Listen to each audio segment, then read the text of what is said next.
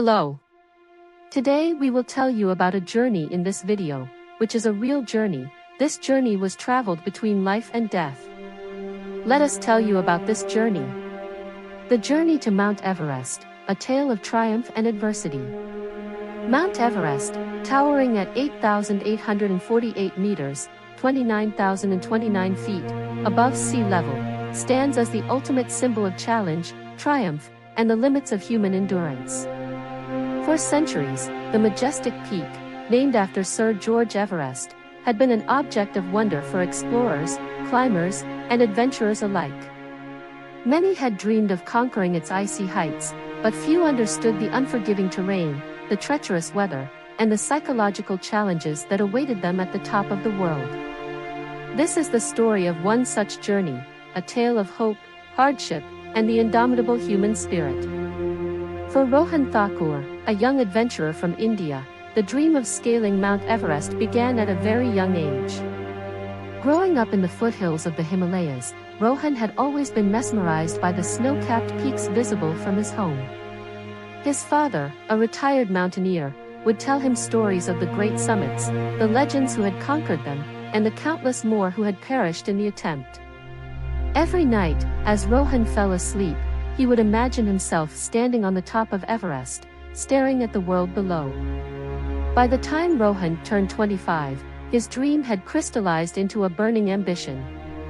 He spent years preparing, climbing smaller peaks, building his endurance, and learning about the technical skills required for such a feat. The journey to Everest was not just about physical fitness but also about mental resilience, as Rohan would soon discover.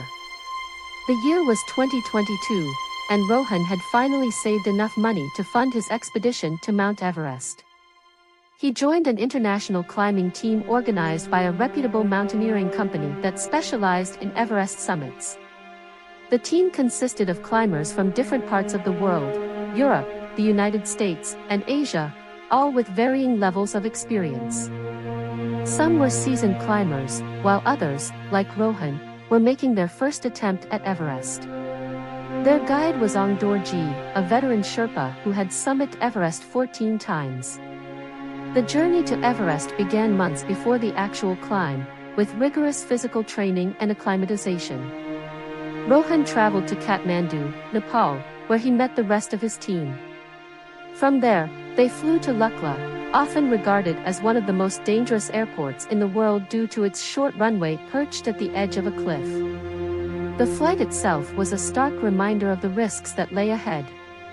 From Lukla, the team began the long trek to Everest Base Camp, EBC, at an altitude of 5,364 meters, 17,598 feet.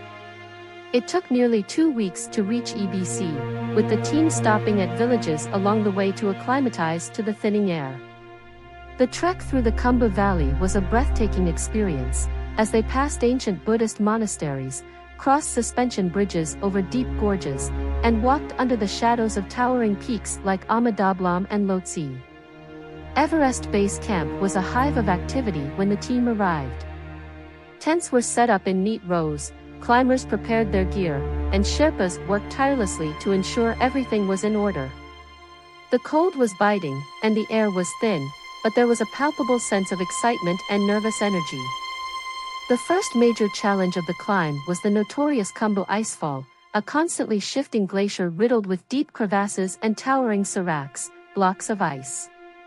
The icefall was considered one of the most dangerous sections of the climb, as the glacier moved several feet each day, and massive ice blocks could collapse without warning. On the morning of the first ascent, the climbers were outfitted with crampons, helmets, and harnesses. Rohan's heart pounded in his chest as he clipped into the fixed ropes that led through the icefall. Ong Dorji led the way, moving with a practiced ease that came from years of experience. Every step was a test of nerves, as they crossed aluminum ladders laid across yawning crevasses and navigated around ice towers that looked like they could collapse at any moment. As they climbed higher, Rohan realized the true meaning of fear. The icefall was unpredictable, and the sense of danger was omnipresent. Despite the terror, Rohan's focus never wavered. Step by step, the team made their way through the maze of ice and rock, emerging on the other side after hours of painstaking climbing. It was only the first major hurdle, but it felt like a monumental victory. After the icefall, the climbers ascended to Camp 1, 6,065 meters/19,900 feet, and then to Camp 2, 6,400 meters/21,000 feet. Each camp brought new challenges, not only in terms of altitude but also in terms of the extreme weather conditions. The winds were relentless, and the cold seeped into their bones, even inside the tents. The altitude sickness began to take its toll on several team members, who suffered from headaches, nausea, and dizziness. Rohan himself felt the effects, but he managed to keep them at bay with hydration, rest, and a fierce determination to continue. The trek from Camp 2 to Camp 3, 7,162 meters/23,500 feet, involved climbing the Lhotse face, a steep wall of ice that required the climbers to use fixed ropes and ice axes. At this altitude, every movement felt like a monumental effort. Breathing was labored, and even the simplest tasks, like putting on gloves or securing a harness, became difficult. By the time they reached Camp 4, 7,920 meters/26,000 feet, on the South Col, the team was completely exhausted. Camp 4 is known as the death zone, where the air is so thin that the human body can no longer acclimatize.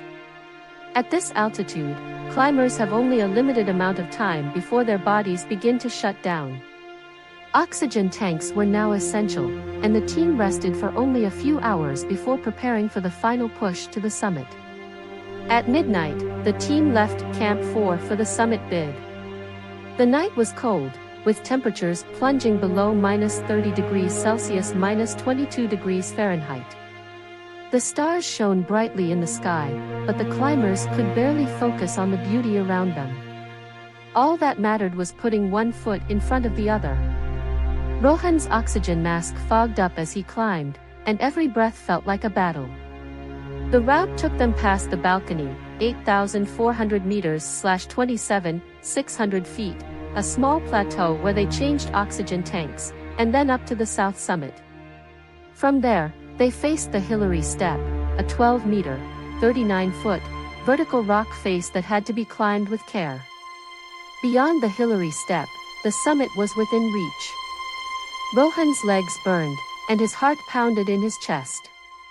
Every fiber of his being screamed for him to stop, to turn back. But he couldn't. He had come too far, and the summit was just ahead. Finally, after hours of grueling effort, Rohan stepped onto the summit of Mount Everest.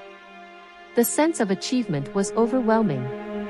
He stood there, looking out over the world from the highest point on Earth.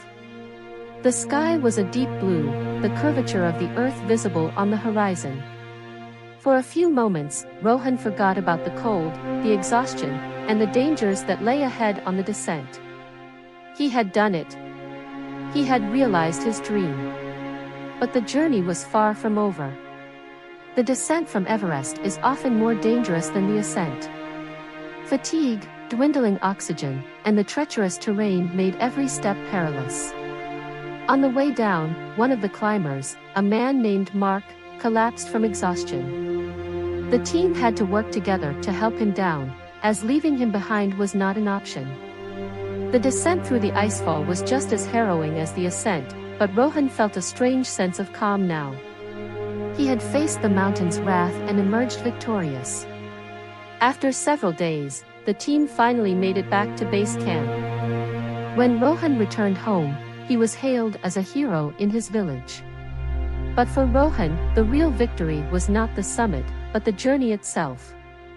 He had learned more about himself in those weeks on the mountain than he had in a lifetime. Everest had tested him, broken him, and rebuilt him. The mountain had given him a gift, an unshakable belief in the power of the human spirit. Rohan's memories of Everest remained vivid, reminder that, no matter how high the mountain, it could always be climbed with courage, resilience, and an unwavering dream.